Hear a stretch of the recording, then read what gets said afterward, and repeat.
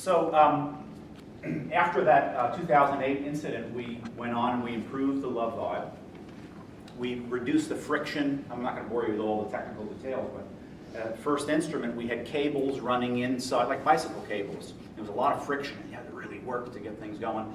We eventually, with help of my wife's father, who was a Swiss engineer, Nora's here. Nora's the CFO of Malletech. She's also the videotaper. Nora's father, Roger, was just retiring from his 30-something year career as a Swiss engineer.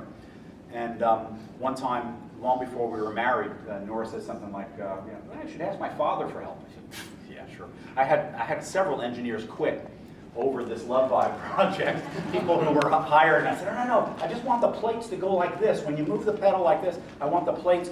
And then they were saying, well, the top resonators are 1.5 inches, the bottoms are 2.5 inches, and it's not just going like this. This is moving a little, and that's moving more. It's not so simple. Anyway, our father solved all those engineering problems in about 1.5 years. Had the first prototype in 2008, Ed played on it, and then about 2 years later, we had a finished instrument that we're making now.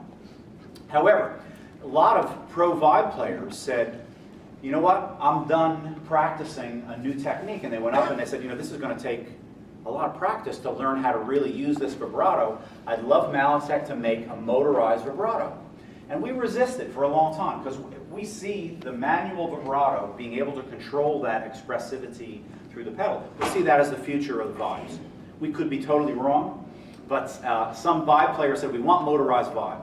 So I went back to Roger and I said, Roger, I had thought about it a lot. I couldn't figure out a way that we could motorize this effect. And usually when I propose things to Roger, he says, well, that's impossible. And then he walks away, and then 6 months later, he'll email him, I think I have an idea on that, or whatever, and he's got it solved.